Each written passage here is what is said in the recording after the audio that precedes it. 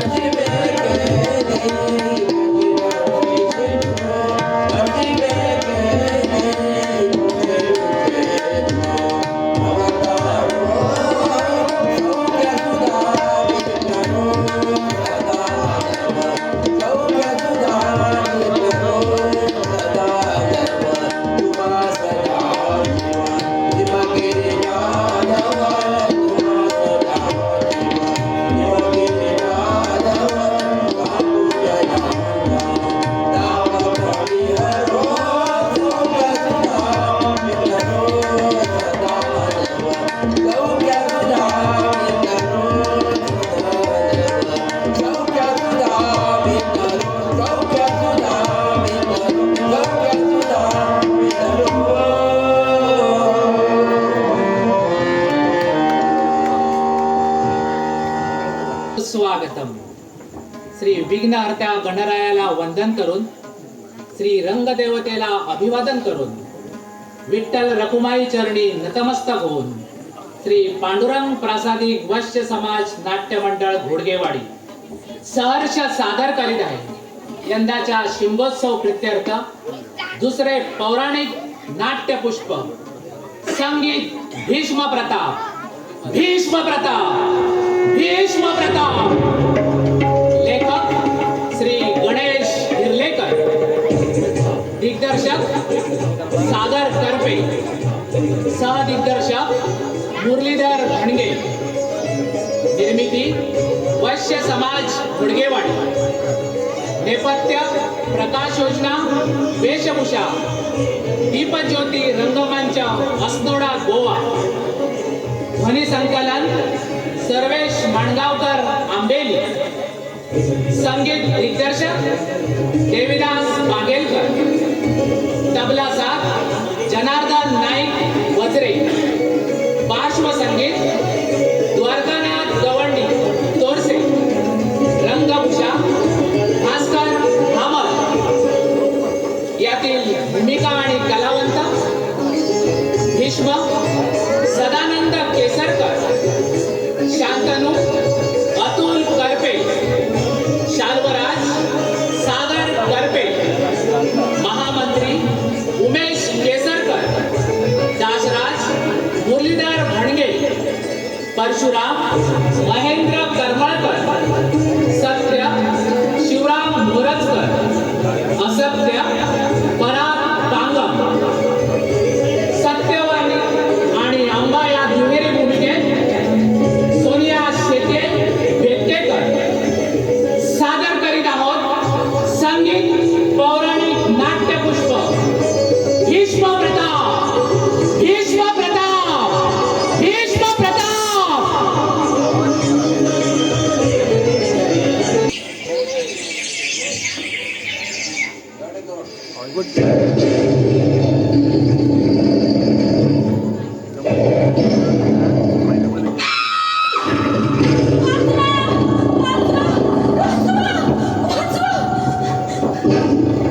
हे सुकुमारके अशी भयग्रस्त का झालीस? हे वीर पुरुषा, मी नदीच्या तीरावर माझ्या पिताजींची वाट पाहत होते. तो अचानक एका वाघाने माझ्यावर हल्ला केला. कुठं गेला असावा तो? तो अवतीभोवती चढून बसला असेल. मी आलो त्याचा नको नको राजू, फार क्रूर आहे तो. कोणाच्या तरी बाणानं विद्ध झाला असावा. अशा विद्या पशूला जिवंत ठेवलं तर पुढे निश्चित मानवहानी होईल. तू निश्चिंत राहा. मी आलो त्याचा बंदोबस्त करू.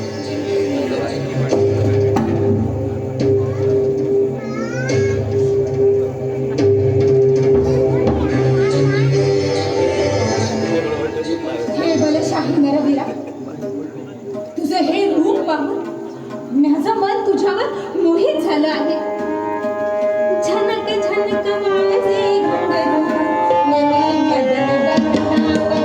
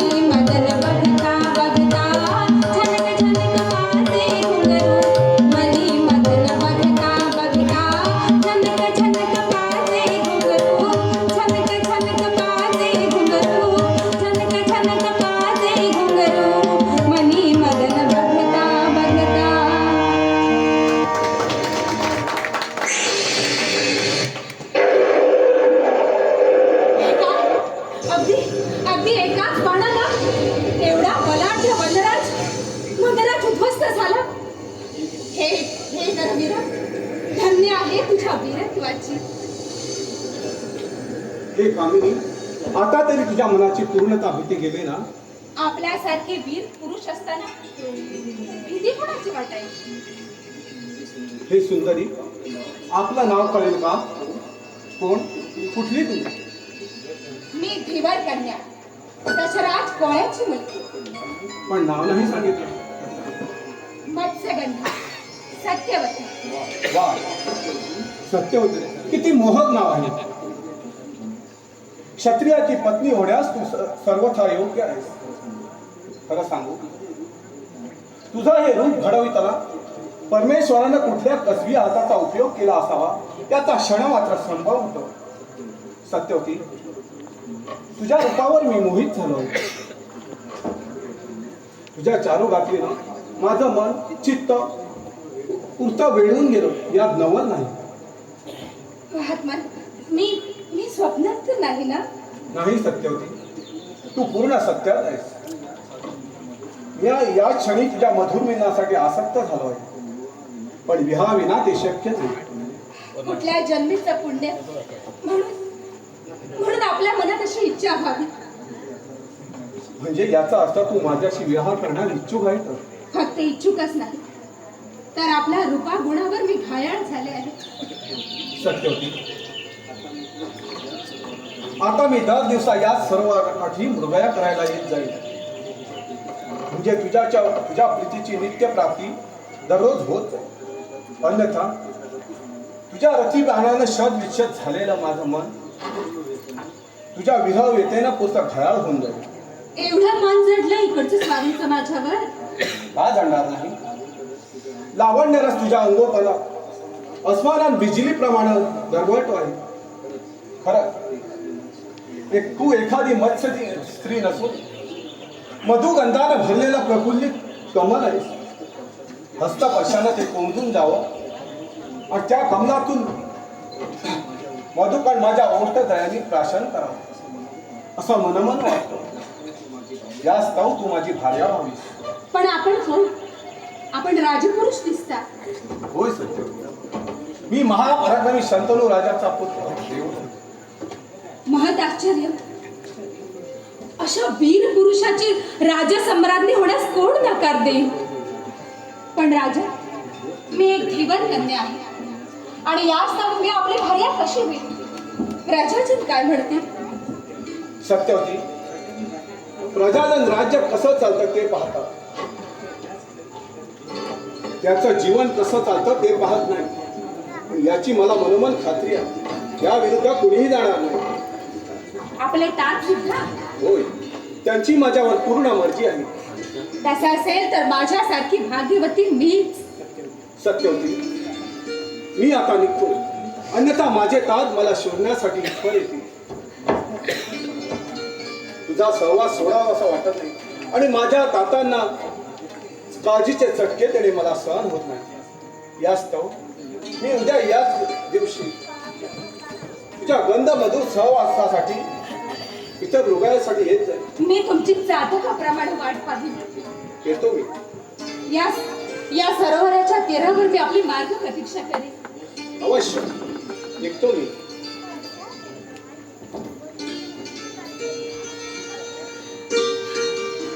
मी एका बलाढ्य राजाची राणी होणार, राजसम्राज्ञी. पण मी स्वप्नात तर नाही ना? नाही, हे सत्यच आहे. अजूनही त्यांची बलशाही मूर्ती माझ्या चक्षुद्वयात ठाम रुतली आहे. हे राजन, हे आता तुमचा विरह मला क्षणकालही सोसवणार नाही.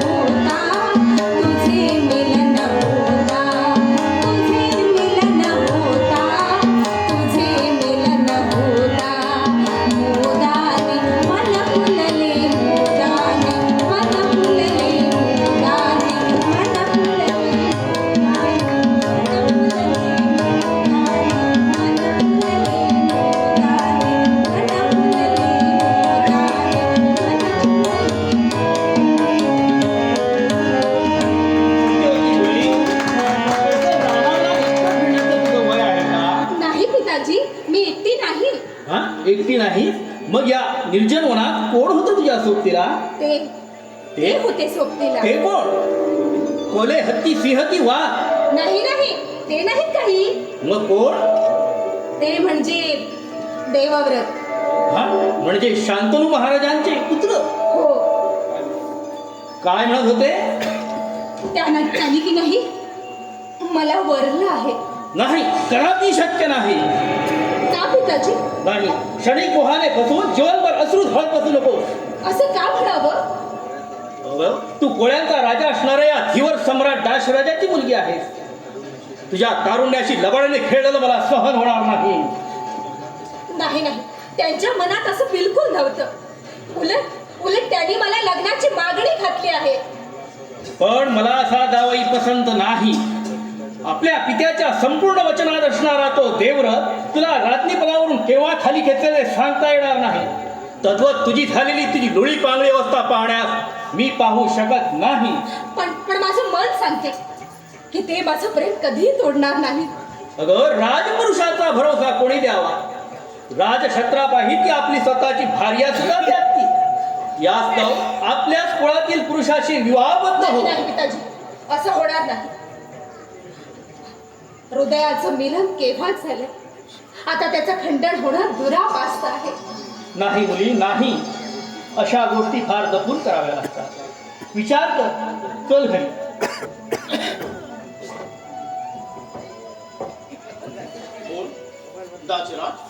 कोण? शंतनू महाराज. यावं यावं. मुली सत्यवती, तू जा घरी. महाराज, या आपण गरीबाकडे. महाराज, काय पाहता आपण? दाशराज, माझा मुलगा देवव्रत मृगा करण्यासाठी प्रसादातून स्वतःच्या प्रहरी बाहेर पडला. तो अजून वाड्यात परतला नाही, पण त्याचा शोध घेण्यासाठी इथवर येणं झालं. पण इथं येताच माझं मन भारावून गेलं. महाराज, अशी कोणती घटना घडली? दाशराज, सत्यवती म्हणून तू तिला संबोधलीस, ती लावण्य होती कोण? ती माझी कन्यका. म्हणजे सुयोगच म्हणायचं की. महाराज, आपली इच्छा तरी काय आहे? तुझ्या कन्येला सत्यवतीला पाहताय मला सारं ब्रह्मांड थिट वाटू लागलंय. अनेक रतींच्या तेजोबलाचं एकच प्रतीक म्हणजे तुझी कन्या सत्यवती. तिच्या लावण्या तेजानं मी पुरता भारावून गेलो आहे. यास्तव दाशराज, मी तुझ्या मुलीला मागणी घालण्यासाठी इथवर आलो आहे. तिला मी राणी करणार आहे. या शांतनू राजाची स्पष्ट राणी होणार आहे. महत आश्चर्य. दोन्ही पिता पुत्र एकाच चारुरात्रीवर मोहित झाले. पण यातून निवड कोणाची करायची? हो, या शांतनूला माझी सत्यवती द्यावी. एक तर शांतनू आता वृद्धावस्थेकडे झुकत आहे, त्यामुळे रूपसुंदरी सत्यवतीचा विवाह याच्याशी झाला तर तिच्या रूपावर भाळून हे हक्क राजपदही तो त्याच्या पायी समर्पित करेल.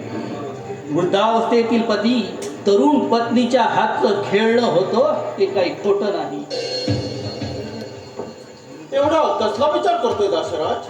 हो, विचारांतीच पाऊल टाकलेलं बरं नाही का? अर्थात. बोला, तुमच्या मनात जे काही आहे ते स्पष्ट आणि सरळ काय ते सांगून टाका. तुमच्या कशा काही अटी असतील तर मला सांगा, मी त्या अवश्य पूर्ण करेन. अर्थातच तुमच्या संमती विना मी सत्यवतीला इथून घेऊन जाणार नाही.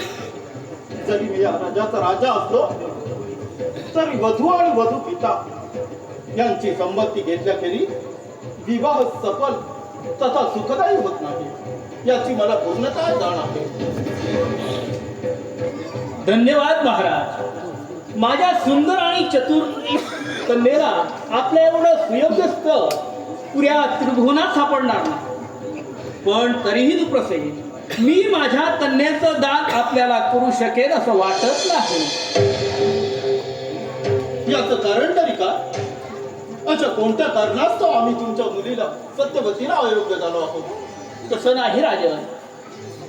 मग कुठली गोष्ट माझ्या आणि सत्यवतीच्या विवाहाआड येते? दाशराज, या संतमू आणि सत्यवतीच्या विवाह या कोणतंही कारण या भूतलावर येऊ शकत नाही. दाशराज, मनात कुठलाही किंतु न ठेवता तुम्हाला जे काही हवंय ते एकदाच आणि स्पष्ट काय ते सांगून टाका. बोला, काय हवंय? सुवर्ण, रौप्य, हिरे, माणी यांच्या राशी, कित्येक गज, अश्व आणि सहस्रावधी पशुधन, निवासासाठी भव्य प्रसाद, काय काय हवंय ते माझा मी द्यायला सिद्ध आहे. आपल्या दानशूरपणाचा जय जयकार असो महाराज. ही आपली महत्कृपा आहे. पण या साऱ्या वैभवाचा या म्हाताऱ्या दास राजाला काय उपयोग? मग तुझी अट तरी काय? मला मला काळजी वाटते ती सत्य होती. तिची काय? का म्हणू? ती तर माझी राणी होणार आहे आणि या शांततेच्या राणीला कधीही काही कमी पडत नाही. इह लोकातील सारी सुख तिच्या पुढे हात जोडून उभी राहतील. पण त्याही पेक्षा तिच्या भाग्याचं म्हणजे हा राजसम्राट तिला दास म्हणून लाभणार आहे. वृद्धावस्थेत तारुण्याची खरी कदर होते ते काही खोटं नाही. हा शांतनू पृथ्वीवरील राजसम्राट माझ्यासारख्या कोळ्याच्या मुलीचा दास होऊ पाहतोय. दाशराज, पुन्हा विचारून दिन झालास. ही वेळ खरी आहे हेतूच शरसंधान साधण्याची.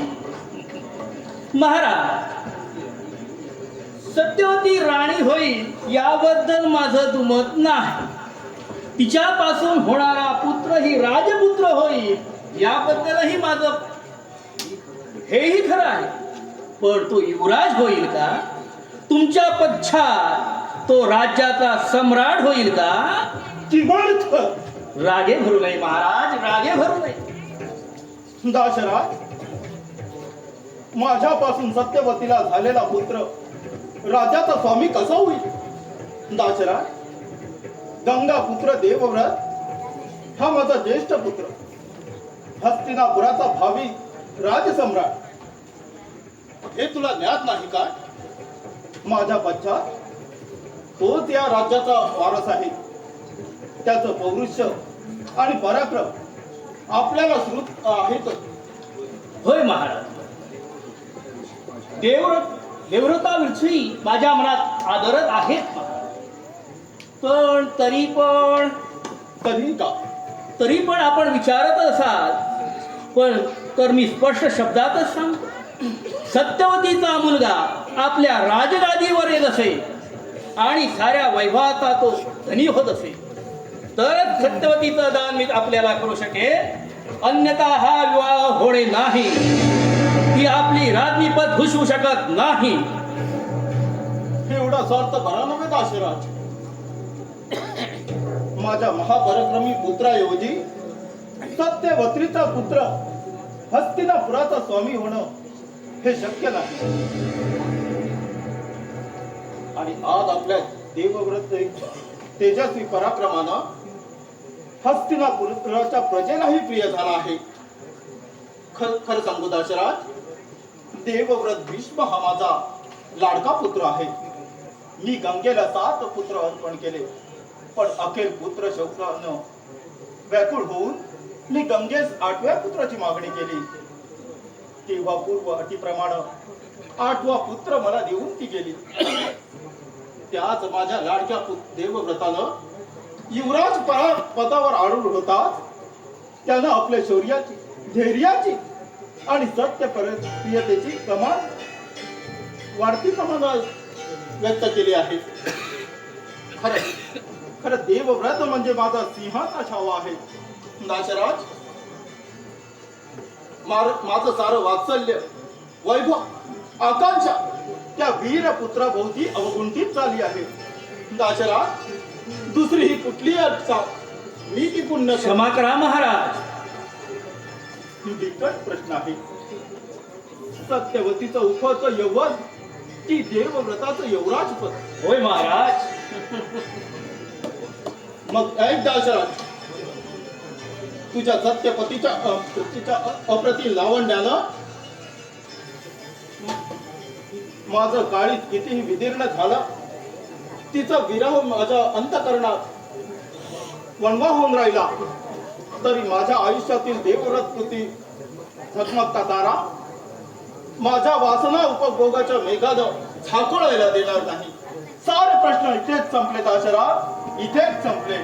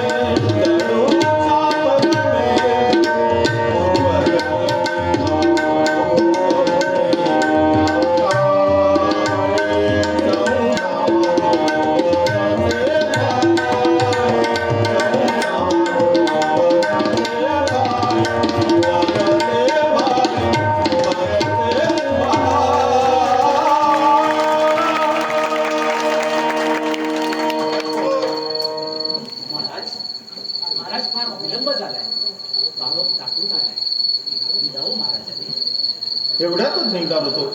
चला महामंत्री.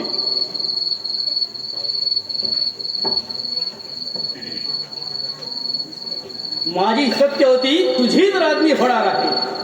शंतनू आणि तिचा पुत्रही या राजगादीचा वारस होणार आहे. मदिरा आणि मदिराक्षीची धुंदी सहसा उतरत नाही.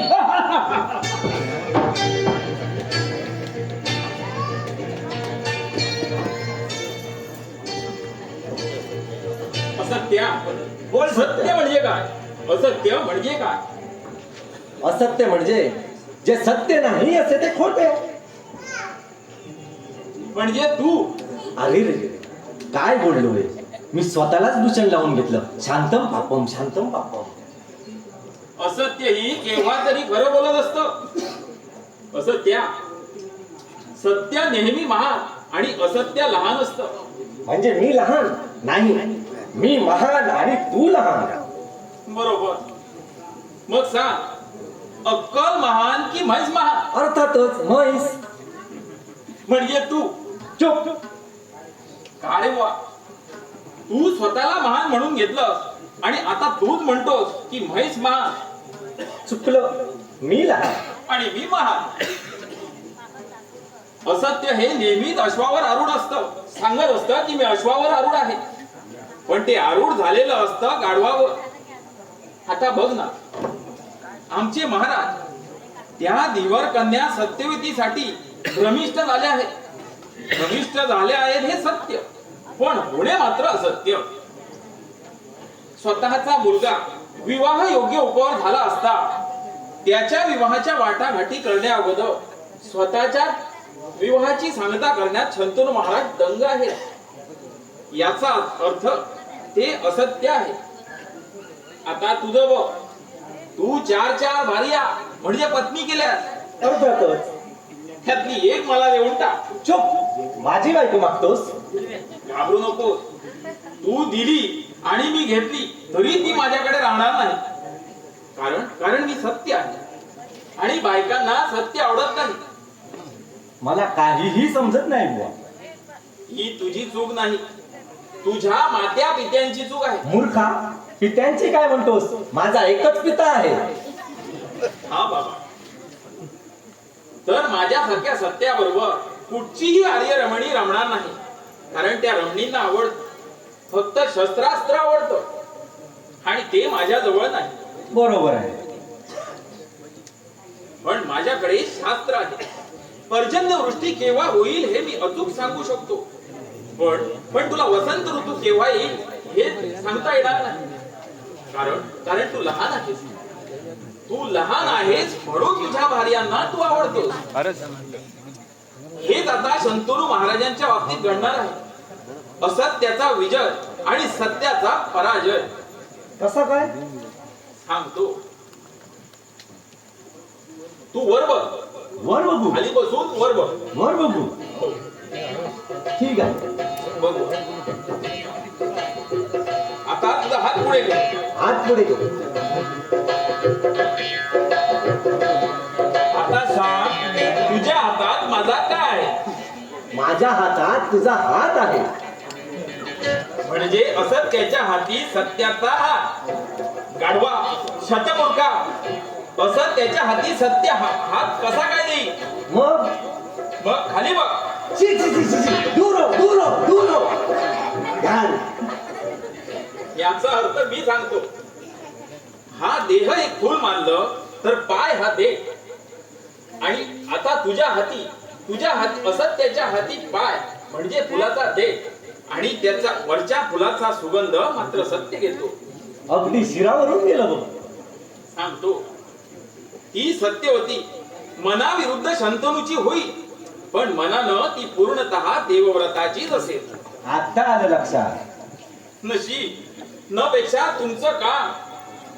लावला बाण आणि घेतला प्राण, जेवढी होईल दाणादाण त्यातच तुमचं समाधान. अर्थातच.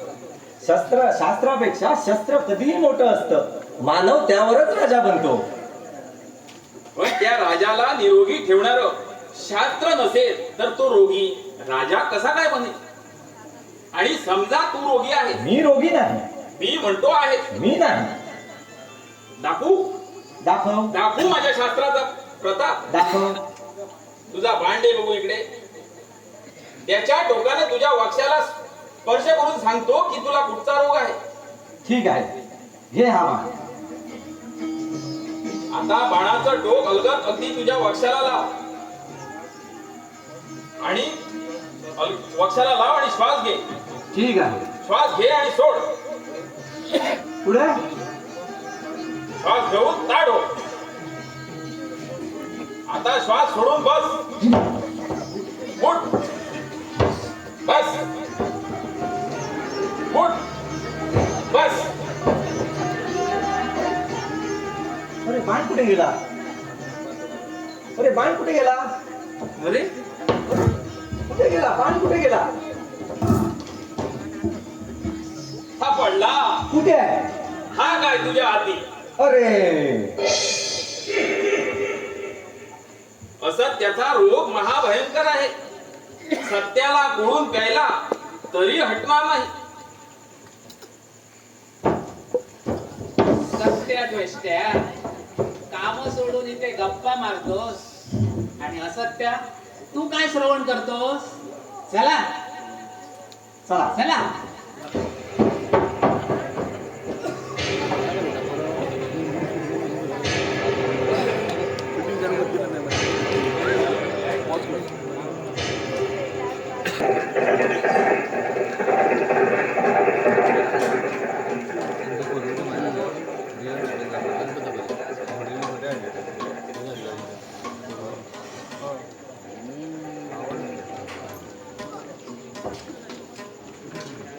रथात असताना सांगावं असं वाटलं पण ते योग्य वाटलं.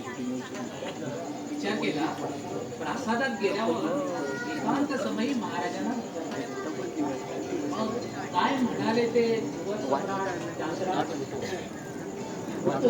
सम्राट आहे वाटतं, म्हणून त्यांनी अशी पद्धती वापरली. युगातील मंडुकांपैकी एखादा विशाल काय मंडूक स्वतःला उपसम्राट अथवा मंडूक सम्राट समजतो. त्याचीच बात आहे. काय म्हणाले?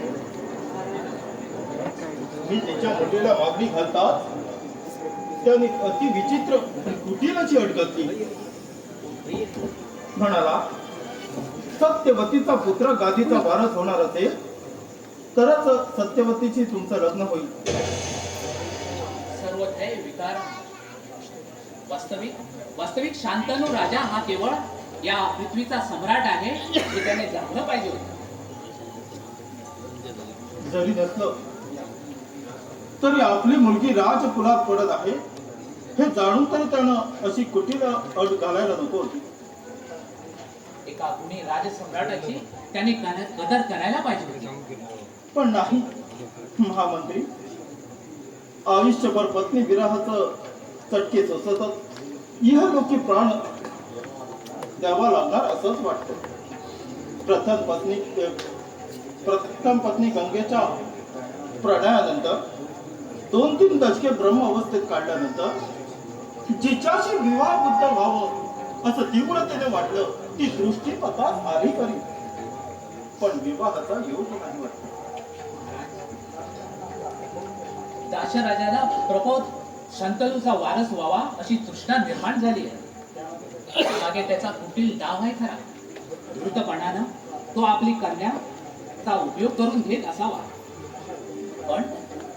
पण अशा कुटील कारस्थानाचा डाव रचणाऱ्याला योग्य ते शासन द्यायलाच पाहिजे. महाराज, आपण जर आज्ञा केलं असाल तर एक समयी सत्यवतीला आपल्या समोर हजर करतो आणि या मार्गात जर दासराज आला तर त्याचा समूळ निपात करून तुमच्या समोर त्याला हजर करतो. नाही महामंत्री, नाही. हे राज्य शांतनुचे आहे. याचा तुम्हाला विसर पडला का महामंत्री? या राज्यात प्रजाजनावर कोणतीही सक्ती केली जात नाही हे आपणास ज्ञात आहे ना? होय महाराज, पण काही गोष्टींसाठी राज्याच्या हितासाठी एखादा उपाय करावा लागला तर तो करायला पाहिजे. तरीही तो प्रजाद्रोह होईल. महामंत्री, केवळ राज्याच्या असत्तेपायी एखाद्या सुंदर मुलीचं हरण तिच्या पित्याचं दमन करून करणं योग्य ठरणार नाही. एखादी स्त्री आवडली म्हणून केवळ सत्तेच्या सामर्थ्यावर तिच्या हरण मला मान्य नाही. जर अशी गोष्ट करायची असती तर हा एकटाच शांततेवर पडला असता. महामंत्री, तुम्ही काहीही चिंता करू नका. खरोखर दैवात असेल तर त्या सत्यवतीची प्राप्ती मला, अन्यथा तुमची अवस्था ही मला पाहणार नाही महाराज. नाही महामंत्री, माझ्या दुःखात तुम्ही सहभागी न होता देवव्रताच्या राज्यकारभारात त्याला मदत करा. जा.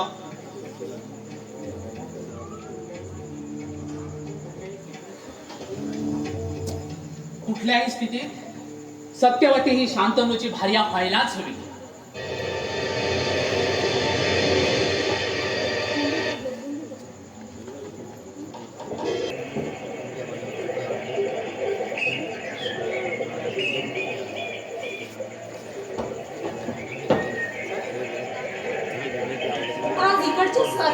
वाईट का बरं लागावं? प्राणेश्वरा, आता मात्र तुमचं विरह मला क्षणालाही सोसवत नाही. रत्नाचा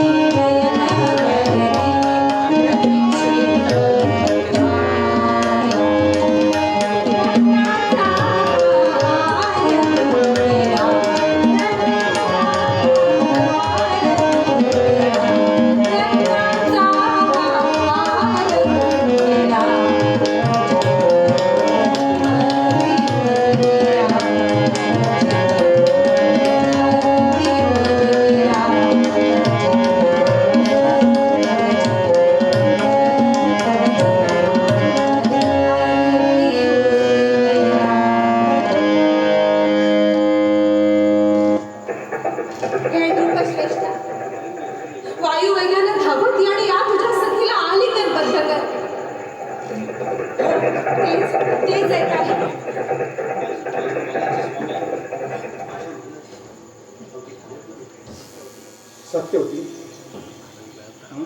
आज माझ्या मनाचं पाखरू रुसलं वाटतं. हे सत्यवती, मत्स्यगंधे, तू रुसलीस तरी तुझा गंध काही कमी होत नाही. आमच्या उदय सम्राज्ञीनं सरुसावता सांग प्रिये तुझं काय घडे.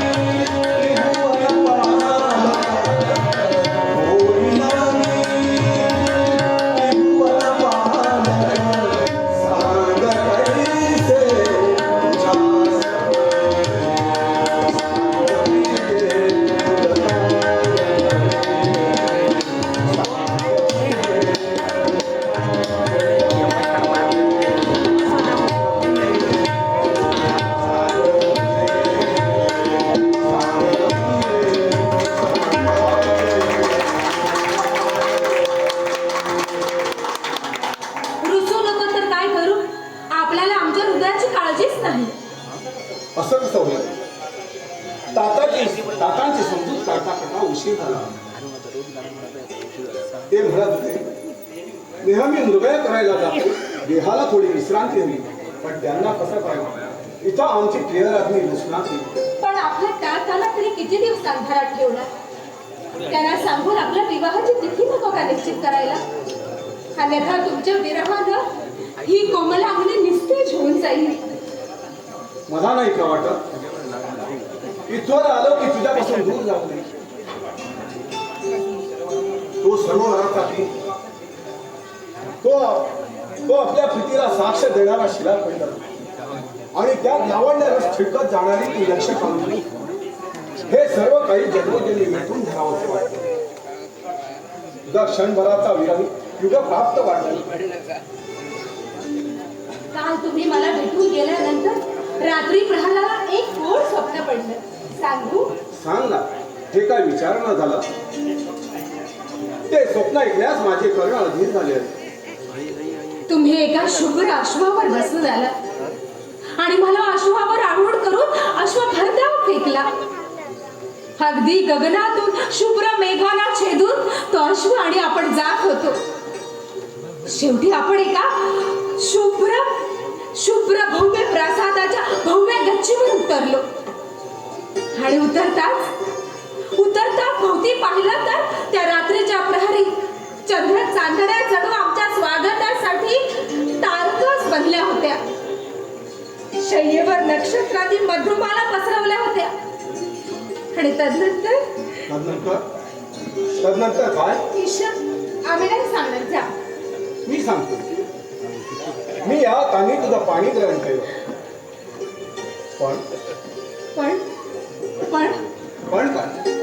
पण तोच मेघांचा गडगडाट झाला आणि त्यातून नागिनीप्रमाणे सळसळणारी वीज कोसळली आणि त्या गच्चीवर पडली आणि गच्चीचे दोन भाग झाले. एका भागावर मी आणि दुसऱ्या खंडावर तुम्ही. तुमचा खंड भूगर्भापर्यंत जात होता आणि माझा खंड आकाशामार्गे जात होता. क्षणाक्षणाला अंतर वाढत होतं. मी ओरडत होते, देवव्रत, देवव्रत. या शब्दाचा अर्थ काय? तुम्ही दूर तर जाणार नाही का माझ्यापासून? वेडे, हा देवव्रत गंगेचा पुत्र दिलेला शब्द कधी बदलत नसतो. आणि तुझ्यासारखी लावण्यवती यक्ष कामिनी जोणी साऱ्या विश्वाची मोहिनी होऊन त्यागी आणि त्यागायची असती तर तुझ्या यौवनाचा उपभोग नाही का घेतला असता? जास्त कुठली चिंता मनात बाळगू नको. किती धीर आला. काळवंडून गेलेल्या या लतिकेवर पर्जन्य वर्षाव झाला. आज मी तृप्त झाले. आता तर तुमच्या सहवासाची अनिवार्य इच्छा झाली. आज माझे हे यवन मी आपल्या स्वाधीन करत आहे. या माझ्या यवनाचा स्वीकार करणार ना आपण देवव्रत? पण तुमच्या मिलनाचा वणवा मला जाळून टाकतो आहे. त्याचं काय? तुमच्या पराक्रमी बलदंड बाहून दिसावण्यासाठी मी व्यथित झाले आहे. त्यासाठी मी लवकरात लवकर विवाह मुहूर्त काढेन. तुमच्या आज्ञाप्रमाणे. पण आता त्या सरोवराच्या तीरावर जायचं ना क्रीडा करायला? हो ना, चल.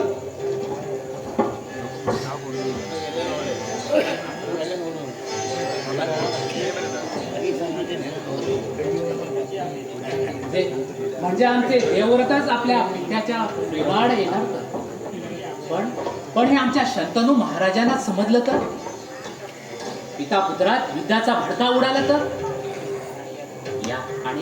आणि या दोन महापराक्रमी वीरांमध्ये युद्ध संपलं तर मानवहानी होईल, मानव संहार होईल.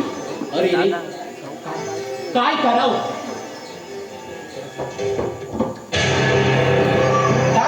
सत्या महामंत्री सभा आमचा सत्य आहे की काय? अरे बापरे, असत्या. अरे पाहतोस काय? उठाव मला. चला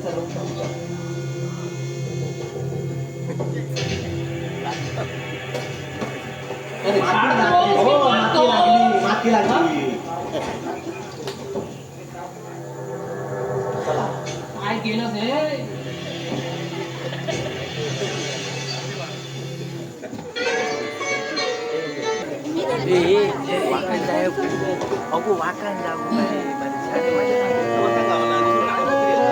स्त्री प्रेमा विना जीवन अवघे झाले माती मोल. स्त्री प्रेमा विना जीवन अवघे झाले माती मोल.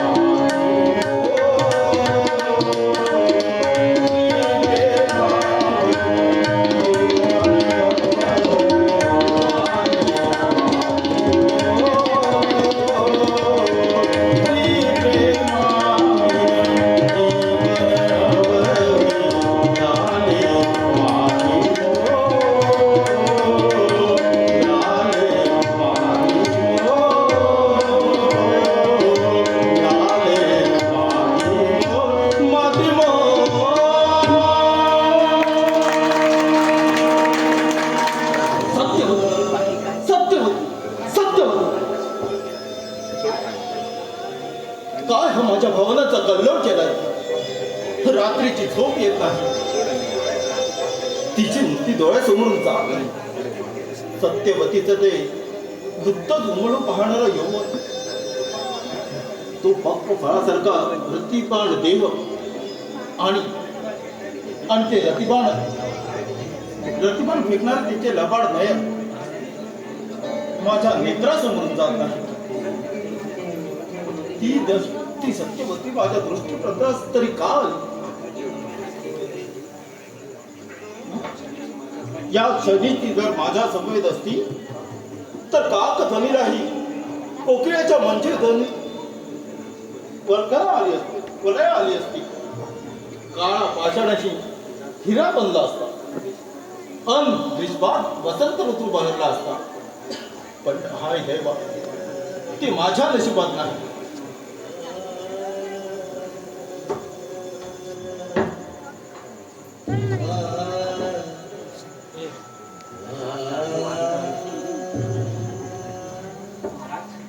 महाराज असे भेटीत किती दिवस राहणार? गेले 10 दिवस आपल्या पोटात अन्नाचा कण नाही.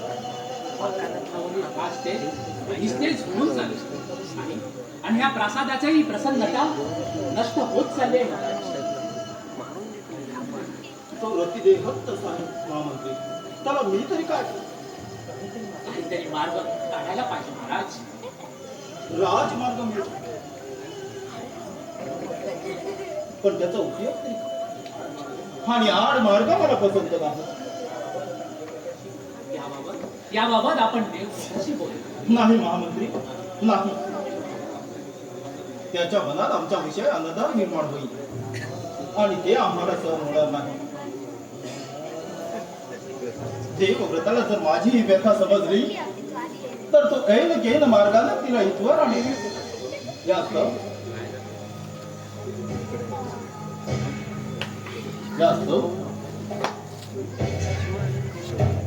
देवव्रत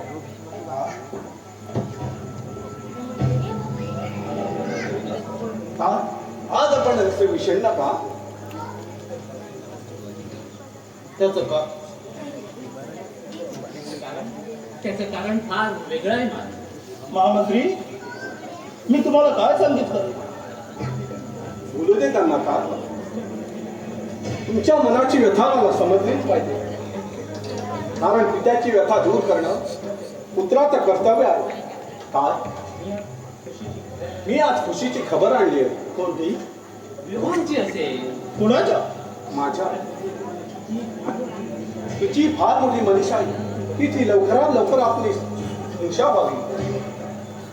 देवव्रता, तुझ्या पराक्रमावर जसा माझा विश्वास आहे तसा तुझ्या देवडीवर देखील आहे. सकाळी हृदयाला मूर्त धरू. कोण ती भाग्यवती कोण आहे जी माझ्या लाडक्या देवव्रताशी विवाहबद्ध होणार आहे? तिचं नाव मी जरूर सांगितलं, पण त्याआधी आपण विषण्ण असल्याचं कारण विशद करा. देवव्रता, तू माझ्या व्यथेची काळजी करू नकोस. तुझ्या भावी वधूचं नाव सांग. नाही तर आधी तुमची व्यथा सांगा, अन्यथा माझं मनही उदासच राहील.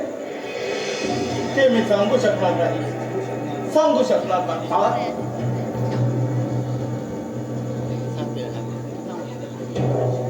युवराज, मी आपल्याला एक प्रश्न विचारू? अवश्य विचार.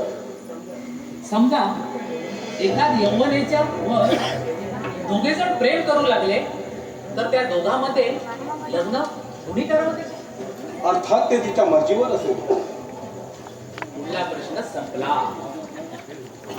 महामंत्री, या प्रश्नाची खोच काय? खोच नाही युवराज, हे मला सांगता येणार नाही. मला सांगायलाच हवं. या तुमच्या प्रश्नातच माझ्या काथांच्या मनाची व्यथा दडली आहे. अन्यथा या हस्तिनापुरात समृद्धी आणि आनंद नांदत असता, खजिना मौल्यवान रत्नांनी भरला असता, सारे प्रजाजन आम्हा पिता पुत्रावर स्मृती सुमने वर्षवित असता, माझे तात असे विषण्ण असणार नाही. बोला महामंत्री. काय बोलू युवराज? इकडे आड तिकडे विहीर अशी माझी अवस्था झाली. उगाच माझी वस्त्र जायची. वस्त्राची भीती बाळगा आणि स्वतःच्या स्वामींच्या काळजीची तमा नाही. महामंत्री म्हणजे त्रिशंकू. राजानं सांगावं आणि त्यानं करायला जावं तर प्रजा मध्ये येते. म्हणून महामंत्री मध्येच लटकतो. महाराजांनी सांगितलं सांगू नका आणि तुम्ही म्हणताय सांगा. ऐकू कुणाचं? ऐकलं तरी शिक्षा, न ऐकलं तरी शिक्षा. काय करावं? तुम्ही सांगितलं तरी तुमचं काही होणार नाही. माझा अभय आहे तुम्हाला. तुमचं अभय असेल हो, पण महाराजांचं भय आहे ना. माझ्या शब्दावर विश्वास नाही का तुम्हा? महाराजांची समजूत मी काढली. मग हरकत नाही. युवराज वाईट बोलतो म्हणून राग मानू नका. पण महापराक्रमी वीर पुरुषांचा जीवितास कधी भरोसा नसतो. कुठल्या समयाला ते कामी येतील हे सांगता येत नाही. स्पष्ट बोला महामंत्री. सांगतो. तुम्ही शंतनू महाराजांचे एकुलते एक पुत्र. त्यामुळे एखाद्या समयी तुमचं काही बरं वाईट झालं तर नाही म्हणजे धरून चला हो. तुमचं काही वाईट झालं म्हणजे तुम्हाला काही वीर मरण आलं तर शंतनू महाराजांचं वारसाचं काय? त्यांचा वंश वाढणार तरी कसा? जे काकांनी पुनर्विवाह करण्याचे योजिले की काय? हो. आणि त्याचा निर्णय योग्य आहे असं मला वाटतं. महामंत्री, हाच प्रश्न काकांना मी दशकामागे केला होता. म्हणालो होतो तात तुम्ही पुनर्विवाह का करत नाही? त्यावर ते म्हणाले बाळ तूच माझं सर्व काही आहे. सावत्र माता आणून तुला सापत्न भावानं दुःखी करू इच्छित नाही. त्यावेळची गोष्ट वेगळी होती. पण आज त्यांना कळून चुकलंय की गादीचा वंश वाढवायचा असेल तर 2-3 पुत्रांची आवश्यकता आहे. अर्थात तातांचा विचार मला पूर्णतः मान्य आहे. एक पुत्र आणि निपुत्र प्रश्न सांग. म्हणजे तुम्ही त्यांच्या विवाहास संमती दिलात? अर्थात यास्तव देशोदेशीला खलिते पाठवा आणि सुस्वरूप राजकन्याला आमंत्रित करा. त्याची जरुरी नाही युवराज. वधू सिद्ध आहे. युवराज फक्त वधू पक्षांनी संमती दिली पाहिजे. वधू पक्षाची संमती नाही? संमती आहे पण महाभयंकर अशी अट आहे. कोणती? वधू पक्ष म्हणतोय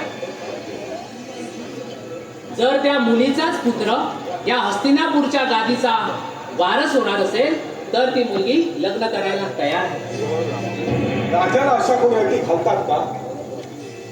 यास्तव दुसरी राजकन्या पहा. मी तयार आहे हो, पण महाराज ते ऐकत नाही ना.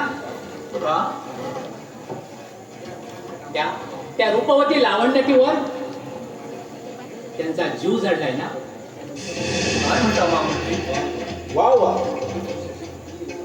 मग वधू पक्षाची कुठलीही अट असू द्या, आम्हाला ती मान्य आहे. तुम्ही राजपत्र द्याल ना? माझ्या तातांच्या खुशीसाठी मी हा देह देखील त्यागायला तयार आहे. युवराज आज तुम्हाला सर्व काही त्यागावं लागेल. सारा सोडून राहायचा संन्यास घेऊ की अग्निकाष्ठा भाषणी करू? यातलं काहीही नको महाराज. फक्त फक्त फक्त तुमचं हृदय तेवढं द्या. याचा अर्थ युवराज महाराजांचा विवाह होऊन ते सुखी व्हावे असं वाटत असेल तर तुम्ही तुमच्या प्रेमाला तिलांजली द्या.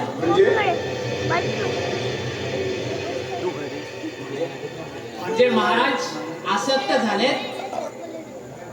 सत्यवतीवर. काय? धीवर कन्या सत्यवती? होय महाराज. मग आपलं काय मत? महामंत्री याचं उत्तर उद्या दासराजाला मिळेल.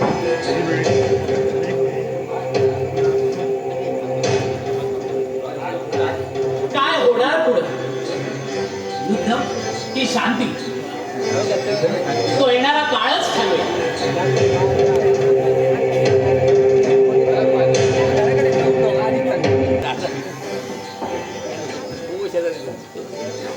असत्या बोला महामंत्री. एक गहन प्रश्न निर्माण झालाय. सांगा मला. त्या प्रश्नाच्या छाताळात बाण मारून पोटातून उत्तर बाहेर काढतो. मूर्ख, कुणाला म्हणतोस मूर्ख? तुला मूर्खा, छाताळात बाण मारून पोटातून उत्तर कसं काढणार? आणि दुसरं म्हणजे हा देह नाही, समजलं? महामंत्री, तुम्ही प्रश्न बोला, उत्तर सांगतो. हे बघा, त्या सत्यवतीवर पिता पुत्रांचं प्रेम जडलंय. तेव्हा तेव्हा तिने लग्न कुणाशी करावं? महाराजांची की युवराजांची? युवराजांची. नाही महाराजांशी. नाही, युवराजांची. नाही महाराजांशी. चुप, असे काय भांडता? कुणाशी लग्न करावं ते सांगतो. तुमचं दोघांचं भांडण मिटावं म्हणून तिनं लग्न माझ्याशी करावं. आणि मी काय मेलो आहे? कशाला? आधीच्या चारही बायका तुझ्या नावानं बोंब मारतात, म्हणतात असत्यानं आमचा सत्यानाश केला. असं त्या म्हणणारच नाही. का? कारण सत्यानाश व्हायला त्यांच्याकडे सत्य पाहिजे ना. पुष्कळ दिवसांनी सत्य बोलला. महामंत्री, तिनं युवराजांशी विवाह करावा. पण खरी भीती आहे ती वंशाची. समजा देवव्रताचं काही बरं वाईट झालं तर गादीला वारस कोण? कोण? त्याची का काळजी? एकदा देवव्रताचा विवाह होऊ दे खरा, धनाधन वंश उत्पत्ती होईल. मग तुम्हाला प्रश्न पडेल, गादीवर बसवावं कुणाला? एका अर्थी बरोबर आहे, पण या वारस हक्कात पडणार तरी कोण? युवराज दास राजाकडे गेले, पाहूया. लग्न कोणाचंही होऊ द्या, आम्हाला मात्र तुडुंब पोट भरून पंचपक्वान्न खायला भेटली पाहिजे. असत्य नेहमी आपल्या पोटावर बघत असतो. मग काय तुझ्या पोटाकडे बघू? नाही, माझं पोट बघा. बघितलं काय दिसलं? एक भाग माझा आणि 10 भाग तुमचे. आणि मला तू उपाशी. हो, मी सत्य म्हणून उपाशी. चला, युवराज दास राजांकडे गेले, ते पाहू.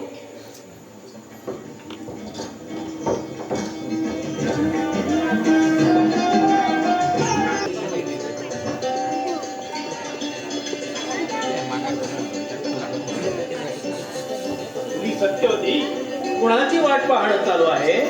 तुम्हाला माहित आहे, सत्यवती, तुला शंतनू महाराजांनी मागणी घातली आहे.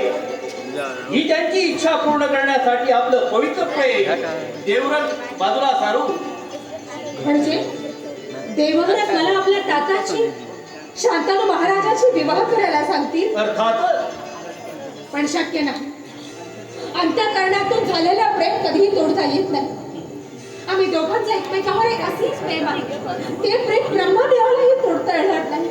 अगं ब्रह्मदेव, देवव्रत हा ब्रह्मदेवाचा बाप आहे, लक्षात ठेव. अगं त्याच्याजवळ राहून त्याचं तू मन ओळखलं नाही म्हणून सांगतो, अगं दैवादी होण्यापेक्षा नृपादी होणं चांगलं.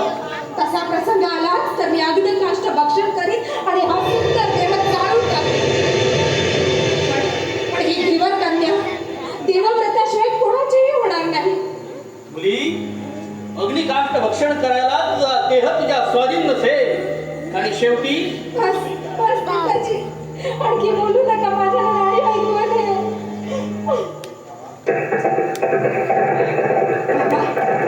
बाबा, ते पहा, तेच काही. होय होय सत्यवती, देवव्रतच आहे ती. आता त्याच्याशी विचारानं बोल. मी आज आहे. बाबा, बाबा ते समोर दिसले तर ते सारे विसरून जाते. मग विचार तरी काय मी होते सारी त्यांची. हे नृपश्रेष्ठ, आज आपण असे विषण्ण का? नेहमी चंद्रासारखा दिसणारा तुमचा मुखचंद्र का आज निळ्या मेघाने आच्छादल्याप्रमाणे का? सत्यवती, वीराच्या मुखाला चंद्राची उपमा देऊ, याला उपमा द्यावी सूर्याची. या सूर्याच्या समोर ढग येत नाही आणि आले तरी ते जणून खाक होता. आपल्या बोलण्याचा सूर आज वेगळा दिसतोय. हा का? सत्यवती, प्रथम मी तुझी नम्रपणे क्षमा. पण हे सगळ्याला कारण का युवराज? तुझ्या करणी आलं असेल, माझ्या तातांनी शंतनू महाराजांनी तुला मागणी घातली आहे. पण ते कसं शक्य आहे प्रणना? शक्य आहे. मनाच्या अधीन न होता मन आपल्या स्वाधीन असावं लागतं. जास्त मी तुला आज्ञा करायला आलो, मागचा सारा विसरून जा आणि माझ्या तातांशी विवाह कर. तुम्ही काय सांगता रे? ज्यांना श्वशूर म्हणून पूजावं त्यांना हृदयाच्या देवाला स्थानाबद्ध करू आणि आपण तर ह्या सल्ला का देत आहात? एक कर्तव्य होते, जो पित्याच्या सुखाची पर्वा न करता स्वतःच्या सुखासाठी धडपडतो तो पुत्र नसतो. त्या पित्याच्या पोटी जन्मलेला पितृद्रोही कुल करंट आहे. पुत्रानं पितृ आज्ञा पाळावी आणि प्रियकरानं प्रेयसी वचन पाळू नये. जरूर, पण सखी वचनापेक्षा पितृवचन श्रेष्ठ आहे. पित्यापेक्षा प्रेम मोठं नाही. सत्यवती, शंतनू सारखे ताज मिळायला पूर्वजन्मीची पूर्वपुण्याई लागते. त्यांनी माझ्यावर अलोट प्रेम केलं. माझ्या खेरीत त्यांच्या मुखी घास उतरत नव्हता. मी उत्तम शिक्षण घेऊन ज्ञानी व महापराक्रमी व्हावं यासाठी त्यांनी पराक्रमाची पराकाष्ठा केली. त्यांच्या प्रेमाचं वास्तव मीच होतो. यास्तव मी माझ्या प्रेमावर तिलांजली वाहतो. रूपाला शोभेल अशी तुला आज्ञा देतो. हे सागरे अगोदर मला घरकांच्या चितेवर का नाही टाकून दे?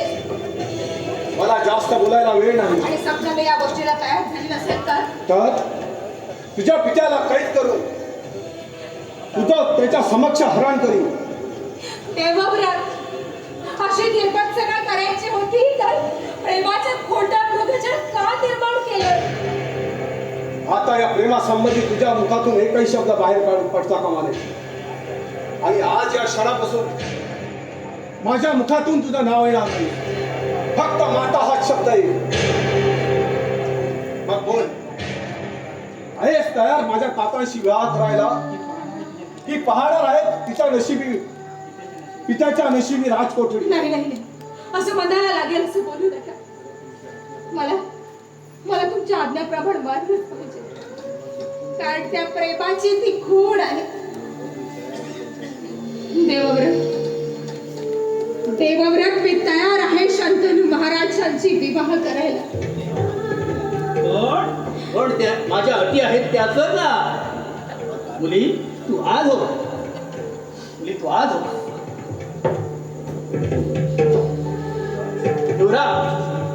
शंतनू महाराजांना माझी मुलगी अर्पण करायला मला आनंदच वाटतो. माझी कन्या ही रूपमान आणि चतुर देखील आहे. चेदी देशाचा राजा उपपरिचर आणि मत्स्यरूपी अप्सरा अद्रिका हिच्या कन्येचा प्रतिपाद मी केला म्हणून मला तिचं प्रत्युत्पद प्राप्त झालं. मला माझ्या गाण्यात मिळालेल्या मत्स्य मादीचं पोट चिरल्यानंतर त्यातून 2 बालकं निघाली. मुलगा उपपरिचर राजाने घेतला आणि मुलगी मी घेतली. हीच ही सत्यवती, तिला मी गंधकालीही म्हणतो. दाशराज, आपल्या कन्याचा कुलवृत्त वृत्तांत सांगितलेला ऐकून मी धन्य झालो. गुरुकलाची पठ्ठराणी होण्यास तुमच्या कन्या एवढी सुयोग्य स्त्री दुसरी नाही. मग आता विलंब का? पण माझ्या अटी मला समजली आहे म्हणूनच सांगतो. तुमच्या कन्येचा पुत्र म्हणजे तुमचा प्रपौत्र शंतनू महाराजानंतर गादीचा वारस होईल. मी या क्षणी सर्व उत्तराधिकाऱ्यांचा त्याग करतो आहे. मी या जन्मी कधीही राजा होणार नाही. केवळ सिंहासनाचा सेवक धन्य आहे युवराज, धन्य. आपल्या मनात असलेल्या पितृप्रेमामुळं तुमच्याबद्दल माझ्या मनात आणखी आदर निर्माण झाला. पण युवराज, तुमचे पुत्र आणि सत्यवतीचे पुत्र यामध्ये काही विकल्प निर्माण झाला तर? दाशराज, तुमची शंका योग्य आहे. माझ्या दातांच्या इच्छेला जे जे येईल त्याचं निराकरण करणं माझं कर्तव्य आहे. दाशराज, यास्तव मी भीष्म प्रतिज्ञा करतो की मी हा जन्म अविवाहित राहील. दाशराज, पहिल्या प्रतिज्ञेनं मी राज्याचा त्याग दिला आणि दुसऱ्या प्रतिज्ञेनं मला पुत्र होण्याची शक्यता राहिलेली नाही.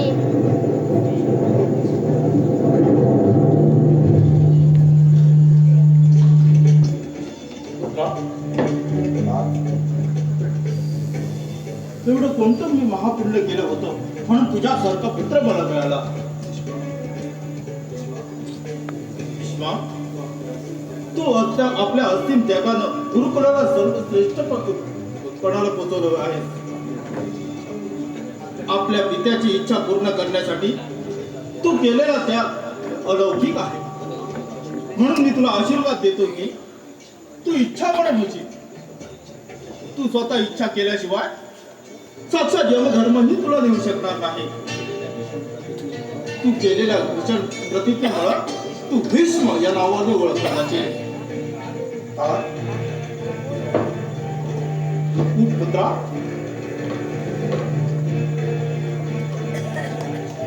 दाशराज, उद्याच्या शुभ मुहूर्तावर तुमची मुलगी आमची मातोश्री होईल. चला का? चला चला मग.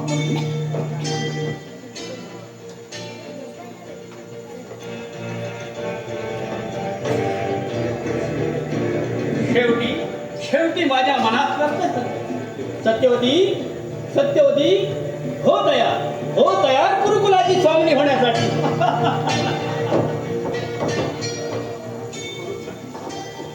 गुरुकुलाची स्वामिनी, पण ती राजमातेची वस्त्र मी धारण करू शकेल का? की ती वस्त्रे काटेहून माझं शरीर रक्त लांछित करते. पण ते आता सहन करायला हवं. माझ्या दैवात इच्छित वरच नाही. माझ्या आयुष्यात आलेला पहिला पुरुष म्हणजे पराशर. त्यावेळी माझ्या शरीराला मत्स्याची दुर्गंधी यायची.